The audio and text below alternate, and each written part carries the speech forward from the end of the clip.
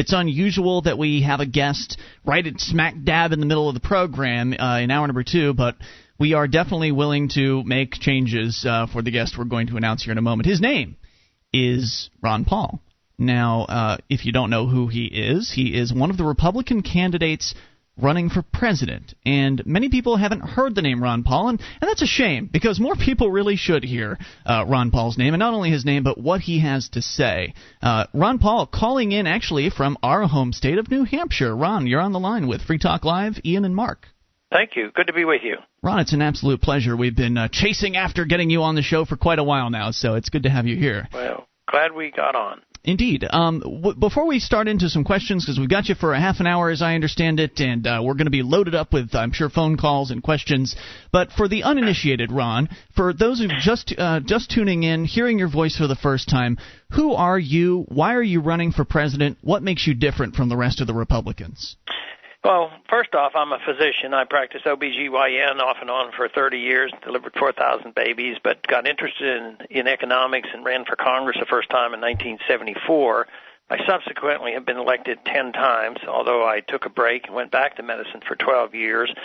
And I've been waging a fight in Washington to cut back the size and scope of government, and never would vote for anything that I didn't deem clearly constitutional. Therefore, I had to vote against most everything that comes up in Washington.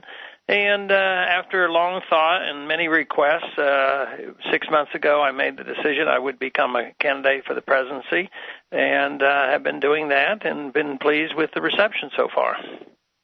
Now, how many terms have you served as a representative in Texas? It's 10 times. By the way, I'd like to let you know, Ron, that you're the first politician to ever appear in the 5-year history of us doing this program. Yeah, they make me feel dirty. Yeah, I don't tend to like Not politicians. You, but the rest of them. Good. So, wow. Mark, you know what? You made this interview happen, so if you've got some questions for Ron, you really should get them out before the calls continue to roll in here. Well, Ron, what would you say you're hoping to achieve by your run for president? Well, besides becoming president. And you can't be disingenuous. You can't enter a race and say, well, I'm just running, to make a point and stir up a little problem for people. You run to win, and you try to put your campaign together, and you see what happens. So that's the first goal. Yeah, well, it looks like you're doing pretty good at that, sir. I mean, you won the New Hampshire straw poll, is that correct? That one that happened today, right. Right, and the Alabama straw poll, is that correct? Right, yeah. And came in second in Tennessee, which is, of course, one of the candidates that's running's home state. Yeah, and then there was a third this week over in Illinois. There was a straw vote there. And you came in third there. So you're, we're stirring them up a bit. We still have a ways to go. We have tremendous support on the Internet. We literally get hundreds of new supporters every single day. Absolutely. Through our website, and fundraising has been going well. But I think in some ways I feel like I've joined a campaign that's been started on its own. It's sort of self-starting. It's grassroots, and people are just sick and tired of what they're getting, and they liked what I've been trying to say and do and what I represent in this campaign. So, something I really like, Ron, about your campaign so far, and by the way, people can go to your website at ronpaul2008.com, and there are a variety of other Ron Paul-related websites out there, like ronpaulhq.com and some others. But what I really think is the coolest thing is not only use the term grassroots, but I'd also like to use the term decentralized, because a lot of campaigns are sort of top-down. They're taking orders from somebody in the campaign bureaucracy or whatever. And in the case of your supporters, they're just out self-organizing. They're out doing the things that they think are right. They're out making their own signs. They're out setting up their own websites. They're out doing their own outreach. And it's overwhelming. It must be really overwhelming for you seeing all this activity and really having no idea how much of it's going on. Right. And I guess I was more cynical than I am now at the beginning, because I just didn't know how many there would be, and I think there are over 700 of these meetup groups have formed spontaneously, and other campaigns have tried to inquire on how we do it and what do we do, because everything they do is top down, like you indicate. They have a lot of money, the special interests pour in millions and millions of dollars. They want to hire somebody, and they do. They hire a lot of field workers, and the field workers are supposed to go out and organize the various districts. In our case, it's exactly the opposite. They organize And then they come to us and tell us, well, we have this meetup group with 300 people, 400 people, or 100 people, and every day there's a new meetup group formed someplace, and yet we didn't have a whole lot to do with it other than offer the opportunity for everybody to come together on these particular issues. Well, I've got to say I'm very excited about it, and you've gotten plenty of my money, and I feel it's well worth it. What is going to happen the very first day you're in office? Great question. Well, of course, there's a limit. You can't change the world in one day. Right. You just be president. The very first thing a president could do that would be inclined to follow the Constitution and common sense. You have a lot to say about where the troops are, and I've been campaigning very hard on the foolishness of going into Iraq. It's an undeclared war. To me, it's an illegal war. It's going badly. So you're Republican, right? Yeah. I just wanted to make sure. So you could make a declaration and say, look, and tell the world and everybody over there that things are changing. We're not going to bomb Iran. We're not going to continue our occupation of Afghanistan or Iraq, and we're going to come home. It'll take us a little while to pick up the pieces and bring the troops home, but I think all of a sudden the world would stop and take a breath, and maybe some of those factions in Iraq would start talking to each other. They'd probably stand back and let us go. But I would move them away. I would move that Navy away from the coastline of Iran that threatens them and put sanctions on them. You could change these sanctions. Presidents have the authority to do that under the law. And I just believe we should talk to people and not put on sanctions, not threaten them with bombs, just have a completely different attitude about foreign policy. And that doesn't mean that I think they're all great people, because a lot of them aren't. But, sure. At the height of the Cold War, we talked to Khrushchev and Gorbachev, and I didn't think that hurt us one bit. At least we didn't have a nuclear war with them. Right. Well, basically, it'd be going back to the original intent of the Founding Fathers, and that was that America was supposed to stay neutral. We weren't supposed to get into entangling alliances. Nope, and that is exactly it. And even as recently as the year 2000, the Republican Party pretended they believed in that. Remember what Bush said? Humble foreign policy, no nation building, no policing the world. He was criticizing Clinton for this. And they keep thinking or saying or accusing me of not being Republican enough. But what about Eisenhower? He was elected to solve that mess that the Democrats created in Korea, and then Nixon theoretically was elected to stop that problem in Vietnam. It took him a long time and painfully so, but Republicans have not always been the ones who started the war. So I think I'm as much in the tradition of the Republican Party as any of those who are running this year. Now, what about the rest of the military? Let's say you get elected, Ron, and then you pull the troops out from Iraq and Afghanistan. But what about the other 130-something countries that the military currently has 700-plus bases set up in? I think they should come home. The troops have been in Korea since I've been in high school, so I'd say it's time to come home. Absolutely. It costs a lot of money. We've spent well over $1 trillion just maintaining troops over there. We're sort of mortgaging our children's future by doing all of this. Yeah, and we're running out of that, too. I mean, I think we're in the midst of an early part of a financial crisis. I quite frankly think North Korea would be unified if we weren't there insisting that the antagonisms persist. We finally had to leave Vietnam. That's unified. They're more westernized and they're more capitalistic than ever before. Nixon, I thought, did the right thing by talking to China, and we don't have to stand there with our nukes pointing at each other. They're so capitalistic now; they've become our banker. Yeah, capitalism works. Yeah, so it's that's not necessarily a good advantage for us, but it also reflects some of our weaknesses in our own economy here at home. All right, Ron Paul, we have you for one more segment. If you will hang on, we're going to bring you back to go to some phone calls here. And we know how great Ron Paul is on foreign policy. That's covered in almost every interview he does. I want to go elsewhere. I want to talk to Ron Paul about the war on drugs, another awful, awful idea, and I'm sure he'll agree with me on that. We'll get to that here in moments. More with presidential candidate Ron Paul. His U.S. representative. That's right. 10 times, something like that, right? Mm-hmm. His website's ronpaul2008.com. If you want to go and visit him there, we'll be back with more of him in a moment and take your calls as well at 800-259-9231. This is the live Saturday edition of Free Talk Live. With your help, we can spread the message of liberty around the world. Consider becoming a Free Talk Live amplifier for just $3 a month now at amp.freetalklive.com. If you can't afford it, keep enjoying us for free. If you can spare the $3, visit amp.freetalklive.com. This is Free Talk Live. You can take control of the airwaves. Toll-free number is 800-259-9231. We have Ron Paul on the line with us. He is one of the presidential candidates on the Republican side, and he's also a 10-time representative from Texas. The reason why he's on Free Talk Live is because, well, we believe in liberty, and so does Ron Paul. Most other politicians would never even have a chance. I don't think they would even have the courage to come on Free Talk Live, because we would call them onto the carpet. And Ron Paul is something different. He's been called Dr. No in Congress because he votes no on virtually everything that comes across his desk because, well, virtually everything that comes across your desk is unconstitutional. In fact, I want to mention that this interview is brought to you by SACL CAI. Mark, do you want to give a phone number for SACL?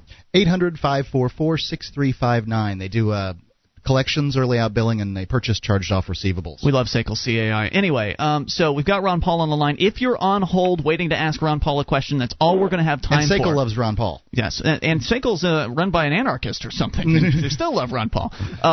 So if you've got a question for Ron, you're just going to have time to get your question out, and that's going to be it, because we've got a bunch of people waiting. But, Ron, I wanted to just sort of jump into one other area that's probably never going to come up in the Republican debates. And it's a shame, because you'd really make the other guys look sad, pathetic, and awful if this issue came up. And it is the war on drugs. How do you feel about that?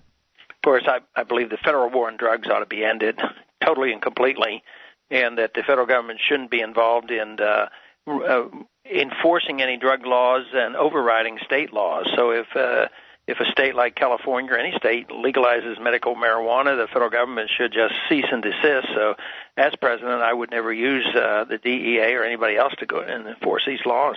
Would you shut down the DEA? Oh, I don't think they have any good purpose at all. It's not necessary to have it. There would be a lot of screaming and hollering because they're supposed to be protecting us. But if the president could do it, you probably would need some legislation. But the most important you could do it immediately is the way they would enforce laws. You could do that because of just the management. You just direct them not to do the things that they're doing now, which are clearly unconstitutional. Well, they are part of the executive branch, are they not? So therefore, you would have, as the president, you would have some sway over what they do. That's right. It just depends on, if you can get the law to repeal that has set up the DEA, that sort of thing. But you could virtually make it impotent, and not. You could do the same thing with the BATF. You might not be able to abolish it, but you could make it be, impotent, where it wouldn't be harassing law-abiding citizens. Now, with all of the time that you've spent in Washington, D.C. and observing the federal government and government at different levels and how inefficient and slow and bureaucratic it tends to be, have you noticed that whenever the government declares a war on something, they usually get the opposite of their intentions? Well, yeah, the one thing is when they declare war, you better watch out, because that's usually the excuse that it's going to undermine our personal liberties, whether it's a war overseas or a war against drugs. War against drugs, you get more drugs, you're right. If it's a war against poverty, you end up with more poverty. But it's usually just an excuse to expand the state. War is the health of the state, so if they want to do it domestically, they just declare war and the state grows, and the individual is diminished in importance, and liberty is undermined. Now, it's very unusual for me to agree with a politician on so many things. I think you and I would probably see eye to eye on 98% of the issues. So I'm going to put the other 98% aside and go towards the 2% here, because I just would like to hear you explain your position on immigration. I've heard it through the grapevine, and I want to hear it straight from you, Ron. How do you feel about that issue? I think the federal government has clear authority to protect our borders and protect our country and have national security. I don't think we have any business minding our other countries' businesses, like overseas and fighting undeclared wars. So I believe there's a legitimate reason that borders are important for people coming in, invasion or bringing in diseases or different things like this. So we deserve some protection. So I believe that we should have people watching at the borders. But my point about the immigration is the main reason why it's a problem is because we have a welfare state. We teach people not to work here, and then the jobs go begging, and then people come over here and they don't follow the laws, and then they get benefits from us. They get free medical care and free education, and then easy citizenship. So we reward coming in illegally. But I think if we had a free society and a healthy economy, I think we would be very, very generous with immigration. And I think right now we're moving into a phase where everything that's going wrong in this country, even though it's due to our stupid laws and taxes and regulations and monetary system, we blame the immigrants. We end up, they become the scapegoat. Yeah, and I think that's it's a consequence. Fair. I think it's a consequence of the welfare state. How would you feel? I mean, if we could get rid of the welfare state entirely for Americans and immigrants and everybody else, and turn that over to charity, private charities, where it should be. If we could get rid of the welfare state, would you also be in favor of drastically slashing back the immigration bureaucracies? Because it seems really strange that a faceless group of bureaucrats in Washington D.C. gets to arbitrarily set levels on who gets to come here and make those decisions. Well, it would have to change because there would be a demand by the people, and they'd be demanding more immigration because there would be a need for workers to come in and service our economy. So I think we would become all of a sudden very, very generous. But I still wouldn't. If you're going to have a generous program and allow people to come here to work, you don't need these huge bureaucracy. But it's going to be very difficult to do it without the repeal of the welfare state. And totally. Pardon me? I totally understand, and I want to get to the phone calls, but real quickly, what scares me, looking at the war on drugs and looking at the enforcement actions that have gone on there, what scares me about what a lot of the Republicans are saying about lock down the border and da-da-da-da-da, we've already seen the stories about National Guards members and Border Patrol people getting paid off by the coyotes to let people through, and so it just seems to me that if we lock down the border, that just means that the criminals have to pay off more border guards in order to get things through. And I think your point is well taken. The war on drugs makes that whole border issue much more confusing because I think both sides are on the take on drugs, and it has a lot more to do with drugs than immigration itself. Absolutely. Let's go to the phones. Questions for Ron Paul. Ryan in Texas, you're on Free Talk Live with Ron Paul. Hi, Ron. Nice to talk to you. I have one thing that I just cannot figure out with you. Now, you've said before with the don't ask, don't tell policy that it's not someone's sexual preference that should come into account. It's disruptive behavior. And you also want to get government out of regulating contracts between private individuals, yet you still support the so-called Defense of Marriage Act. How do you reconcile this? Well, the Defense of Marriage Act is completely different of don't ask, don't tell. But I think the enforcement of don't ask, don't tell is completely wrong. People shouldn't be put out of the military for personal preferences. I think it's very libertarian to say, don't ask me, don't tell me. I don't want to know anything about it, whether you're heterosexual or homosexual. I mean, the words sound very good. The enforcement is very, very bad. But why does that not apply to marriage as well? Brian, thanks for the call. Well, mainly because I don't believe in the welfare state and two individuals coming and saying, well, if we're going to get benefits, you're going to give benefits to my partner, and that just expands the welfare state. I think it's an economic issue and an invasion of contracts because people will come in and say, well, insurance, you have to insure my spouse. Well, what if the insurance company doesn't want to? So for federal reasons and for federal benefits, I don't want to expand the benefits. So to me, it's a welfare issue and a contractual issue. Ron Paul, I wish we had another half an hour with you, but you are a busy guy, and unfortunately, I think we have to let you go at this point. Very good. You've got a lot to do in New Hampshire. Well, I hope you will come back sometime before your inevitable election to the presidency, and we really appreciate it, and enjoy the rest of your weekend here in beautiful New Hampshire. Thanks for your time. Okay, thanks a lot. 800-259-9231. This is Free Talk Live. DVD, books, music, instruments, periodicals, computers, software, electronic, photo, cell phone, office product, home and garden, bed and bath, furniture, kitchen, pet supply, automotive, hardware, apparel, shoes, jewelry, grocery, healthcare, sports and outdoors, toys, games, used, and more. It's a department store at your fingertips. Amazon.freetalklive.com. Get all your shopping done, a great deal, delivery to your door, and a percentage of your purchase will go to Free Talk Live when you enter Amazon through Amazon.freetalklive.com.